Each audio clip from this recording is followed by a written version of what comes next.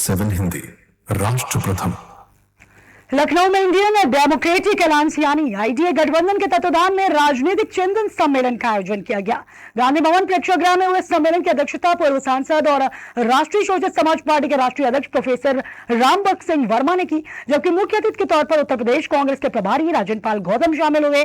सम्मेलन में शिक्षा, रोजगार, महंगाई, आरक्षण और सामाजिक हिस्सेदारी जैसे मुद्दों पर चर्चा हुई। राजन पाल गौतम ने आरोप लगाया है कि आजादी के दशकों बाद भी देश के कई वर्गों और समुदायों को उनकी जनसंख्या के अनुपात में शिक्षा, रोजगार, राजनीति और अन्य क्षेत्रों में पर्याप्त हिस्सेदारी नहीं मिली। उन्होंने शिक्षा महंगी होने और सार्वजनिक उपक्रमों के निजीकरण को लेकर भी सरकार पर निशाना साधा है। प्रोफेसर रामबख्श सिंह वर्मा ने बेरोजगारी, किसानों की समस्याओं और महिलाओं के खिलाफ अपराधों का मुद्दा उठाया। प्रोफेसर मोहम्मद सुलेमान ने विपक्षी दलों से एकजुट होने की अपील की है। सम्मेलन में वंचित और उपेक्षित समाज को राजनीतिक हिस्सेदारी दिलाने पर जोर दिया गया। साहब सिंह धनगर भैया जी है और इंडियन डेमोक्रेटिक अलायंस का मैं नेशनल कोऑर्डिनेटर हूँ। इंडियन डेमोक्रेटिक अलायंस के तत्वाधान में ये राजनीतिक चिंतन सम्मेलन का आयोजन गांधी भवन प्रेक्षागृह में किया जा रहा है। तो करने की आवश्यकता क्यों पड़ी? हाँ, तो इसमें चूंकि आजादी को 80 वर्ष गुजर चुके हैं, तो 80 वर्ष की आजादी में इस देश में विद्यमान सभी धर्मों, वर्गों, समुदायों, जातियों के लोगों को उनकी जनसंख्या के अनुपात में शिक्षा, नौकरी, व्यापार, राजनीति, रक्षा, न्यायपालिका, प्राकृतिक संसाधनों में हिस्सेदारी नहीं मिली है, जिसकी वजह से शोषित वंचित समाज के तमाम विभिन्न जातियों के लोगों ने अपने अपने राजनीतिक दल बनाए हैं। तो उनको सबको संगठित करके आईडीए गठबंधन बनाया गया है। और चूंकि इस देश में एक एनडीए गठबंधन है, दूसरा बड़ा गठबंधन इंडिया गठबंधन है जो कांग्रेस के नेतृत्व में है, तो उन दोनों बड़े गठबंधनों के बीच में ही 2027 में घमासान होगा उत्तर प्रदेश में।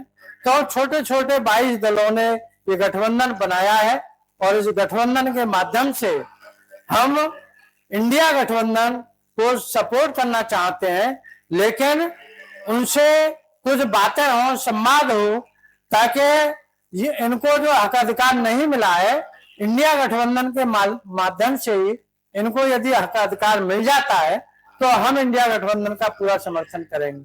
धन्यवाद। कुमार प्रजापति, लोकप्रिय राष्ट्रवादी पार्टी का राष्ट्रीय अध्यक्ष।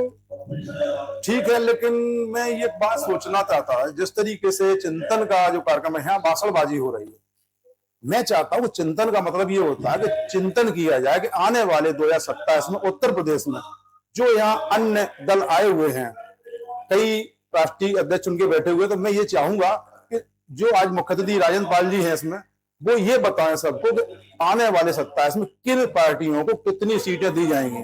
क्योंकि मैं जानता हूं इस बात को, इंडिया गठबंधन के तहत उत्तर प्रदेश में नहीं बल्कि पूरे भारत में देखा जाए तो जो कांग्रेस पार्टी, खासतौर से यूपी में आज देखा जाए, उसको कोई वैल्यू नहीं देती समाजवादी पार्टी। यहाँ पे समाजवादी पार्टी एक सेकंड नंबर पे है, यानी माननीय विपक्ष में पार्टी है ये। तो मैं चाहूंगा अगर कांग्रेस अपने जनाधार को आगे बढ़ाना चाहती है तो हम जैसी अन्य कई पार्टियां ऐसी हैं, इनको समझौता करके आने वाले 27 के लिए अभी से आश्वासन दे, लिखित आश्वासन दे, हम आपको 10, 5, 15, 20 जो भी सीटें देंगे।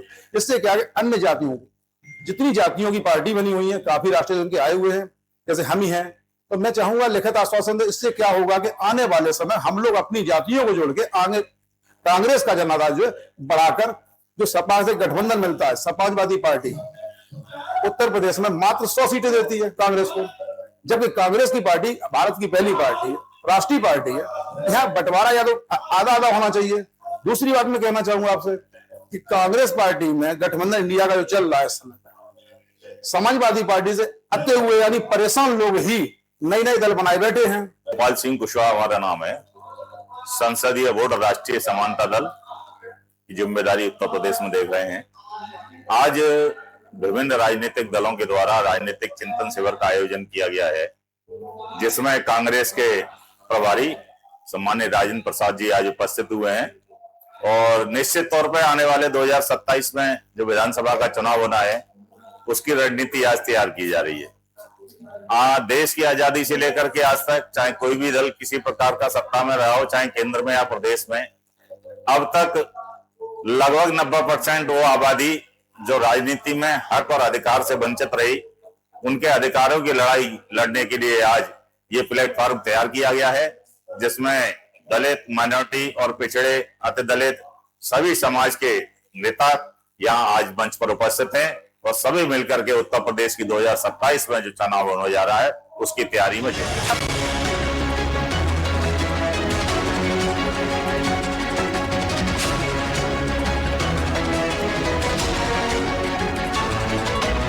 आप देख रहे हैं न्यूज़ 7 हिंदी, राष्ट्र प्रथम।